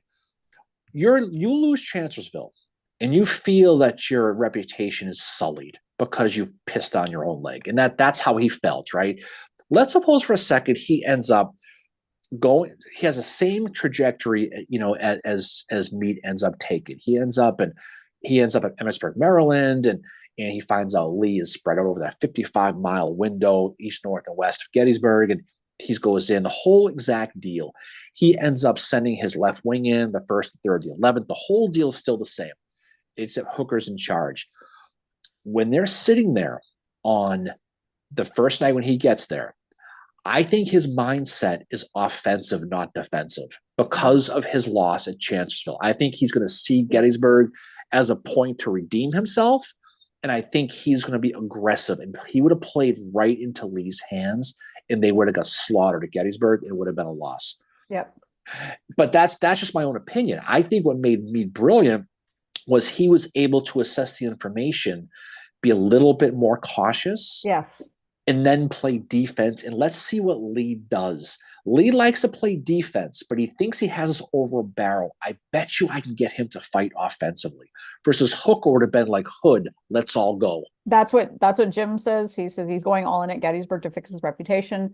Mel says, I don't know if Hooker would have been able to delegate responsibility as well as Meade did at Gettysburg. I would agree with that just because of his performance at Chancellorsville, that he's not able to delegate at all. But leaving the delegation out of it completely. Let's say he does the same exact thing. I think when they're sitting there at late July 2nd, okay, if everything plays itself out, he's sitting there at that war conference, and they decide, how are we going to stay? Are we going to fight offense or defense? How long are we going to stay here? I think he agrees, yep, we're going to stay, but I think we're going to mass, and we're going to attack Seminary Ridge, and we're not going to sit back and let us get an attack. I think that's what he does. Yeah. I think he wants to show himself to be offensive, and I think Lee would have been like, thank you very much. Playing it right. But again, this is just me doing the Monday morning quarterback, but coming off of Chancellorsville when you think you fell on your face and this is your redemption fighting in the North against Lee, I think it's hard to imagine him not being offensive. And I think that's what would have been his undoing. But that's just my own opinion. That's what I think. Oh, I agree. Have a great day, Tammy. Hey. She's jumping off. But yeah, and that's, and it's interesting that Mal brings up, Hooker delegating responsibility wouldn't have been able to as well as Meade did. I completely agree with that. Like Meade's able to delegate, really, really well, which is what any good manager does, is able to delegate, recognize that, okay, I can delegate this to somebody because I trust them. Hooker, no, he couldn't do that. If the Confederates win Gettysburg, what happens at the great Gettysburg T-shirt store in Steinway? There'd be no Steinway probably. There'd be no four score beer, because there'd probably be no 7 years ago. Think of how history changes our own personal lives here. Jeez. Right. But that's the great thing about talking about this, though, is you can have these conversations, these debates about it. Yep. And no one's right or no one's wrong. It's just what you think. Hooker might have sat back and said, I'm going to play defense because this is the play. But I mean, knowing his history, it's easy to make the case that he probably would have been the other way. Yeah. But no one knows. That's just because, No, nobody does know what he would have done. I mean, you just look back at how he performed in the past kind of thing and like, okay, this is probably how he would have done what he would have done at Gettysburg, and also just want to say, we appreciate the questions that that's what drives the discussion along too. I mean, obviously we have the episode to talk about the Hundley, but then we appreciate the questions that people are asking today too. It always ends up back at Gettysburg. It always does. It's okay. It doesn't wrong with it. It just always it's funny how it always gets back though. I mean, we talk about Western Theater, Eastern Theater, Navy, whatever. Hey, speaking of Gettysburg, before I forget, we have to talk about the Seminary Ridge event. Oh, yes. So on February 24th, there is a event at the Seminary Ridge Museum. I just want to look up the details here. I think the theme this year is it's on the retreat from Gettysburg. Yes. Yep. It's on the retreat. I'm just looking it up here. So while Mary's reading silently, her lips are moving like she does. Okay. So our friends at the Seminary Ridge Museum, the Seminary Museum rather, they Pete Mealy, Cody Eash, they are partnering with our friends at the Battle of Gettysburg podcast, Jim Hessler, Eric Lindblade, and Jody Wilson. Yeah. And they're going to be giving a presentation, an all-day presentation on February 24th. Yeah, right? February 24th, 2024. So it's, as you said, Jim Hessler, Stu Dempsey, Eric Lindblade, Jody Wilson, Pete Mealy, and Cody Eash. And it's Retreat and Aftermath from Gettysburg. and registration is now open for it.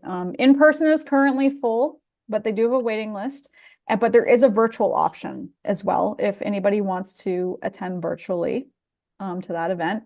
It's from 9 to 5 on Saturday, February 24th, and virtual is $35 to attend. I would suggest, look, first of all, they do great work at the Seminary Museum. I mean, Pete and Cody and the gang over there, they do great work.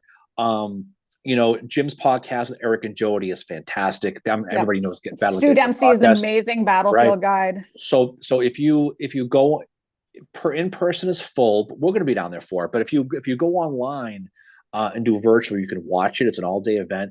I promise you, if you're a Gettysburg person, like a lot of people are, you probably haven't studied as much as the retreat as you probably should, because that's the average person. So there's a lot of good books by Ken Masterson Brown, The Retreat from Gettysburg, but they're going to give a full presentation on the retreat, and it'll help dispel myths like Lee didn't pursue him and all this stuff that people think, and they're experts in their field. Definitely check them out and go watch them do it. I'm looking forward to it. It's going to be a great weekend down there in the 717. But definitely do it, because I think it's something that's going to really help out. Plus, you're helping out a good cause. Yeah. And like I said, I can't say enough good things about Jim and the gang, their podcast, as well as the people. The Seminary Museum. Yeah, as well as Stu Dempsey, he's like the licensed battlefield guide involved with it. Frank asked, is available online. It is. I posted a link to the virtual option for it, which is great. It's amazing. It's available virtually. Mal says it's one of the best museums in Gettysburg. It is amazing. And yeah, this is the 3rd year that they've done this event, so that's pretty good. Really awesome to see Jody as part of it this year too, but it's going to be, I mean, great set of people giving talks on the retreat. It's gonna be a great weekend in town. So if you are going and you're signed up, may'll try to do a get together. We'll try to see people down in town. If you're not going, definitely check it out online, definitely to support them. So as we get ready to finish up here, we can we'll make our football predictions. Big football day today, Mary. We have a good time with this.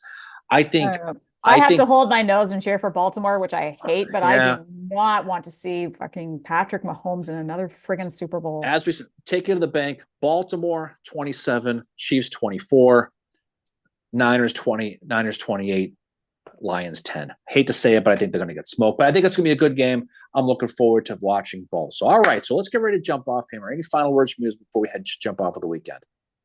Just thanks everybody for your support. Scott mentions that Hessler's coming to his Civil War Roundtable in May. Can't wait to meet him. He's a great guy. Hessler's really cool. Yeah, Jim. Yeah, definitely. Jim's a fun guy. Definitely tell him we said hello if we see him before. But he's a great guy. They do a lot of good work. They're a lot of fun.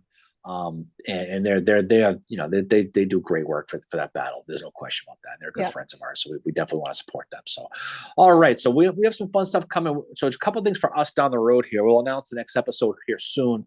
We'll be announcing the book club for the 2024 here pretty soon. We're finalizing our book list. We're also going to be doing our next roundtable, which is going to be trivia. We have many books to be given away here from Bjorn or the Lincoln Bookshop in Chicago. So jump on, wake the kids, call the neighbors, bring everybody in. We'll talk about that, and we'll have some fun stuff coming down the road. Yep. So look forward to the email about the book club coming up, which we should be doing soon. Yep. And then look for the date for the roundtable. And if you haven't had our book clubs, if you haven't been, we bring on the authors. We don't talk chapter and verse. We just talk. It's kind of a Q&A with the author to talk about the book. It's all. It's really just kind of like you can ask them stuff. Like, I mean, we've had Tim Smith on the Western Theater one, and you can ask them like, well, was there something one of my favorite questions was when someone asked, what was something you wanted to include in the book that you couldn't? And he was like, yes, I want to talk about this. He's really good. But we'll put Hampton Newsom's book is going to be North Carolina is going to be on there. Our friend Ed Lowe's book about Longstreet in Kentucky is going to be another one. And that'll probably be the first one. So we're going to get these dates out. We just have to get our shit together with that and get the dates out. So anyway, thanks everybody for jumping on. We appreciate it. Hopefully the weather is better where you are than it is here. It's freezing, crappy sleet right now. So it's a good day to sit inside and empty cans, Mary, and watch football, I think. I would agree. All right, guys. Well, I promise have a good weekend to try to do your best with everything. Hope your football team wins. I'd like to see the Lions win. I would too. I want to see the Lions win. I'm rooting for them, but I think that's going to be a tough day for Mother. And can we just hope to God that Casey loses? Oh God, I so want Casey to lose. It just and nothing. And I'm no friend of the Raven. Don't get me wrong. Edgar Allan Poe, notwithstanding, Boston guy, by the way, was a Pats fan, not a Ravens fan. Yeah. I can tell you right now. I think Baltimore Frisco would be a good game. Although Baltimore Yeah. Lions would give me someone to legit root for. So we'll see. We'll see. All right, guys, have a great weekend. We'll talk to you all soon.